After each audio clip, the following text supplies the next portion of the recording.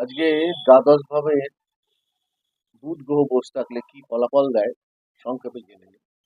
Memory loss করে, কোথায় কি কথা বলতে হয় সেটা জানে না, এবং শিশুদের ক্ষেত্রে এরা অনেক সময় দেরিতে কথা বলে শেখে শেখে।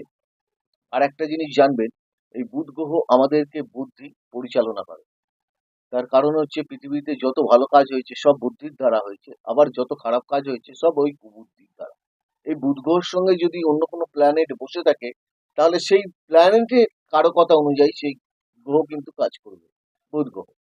আর জানবেন, বুধ গ্রহ দ্বাদশে থাকলে আমি দেখেছি অনেক ছেলে মেয়ের ক্ষেত্রে একটু মানে এরা হ্যান্ডিক্যাপ টাইপের হয়।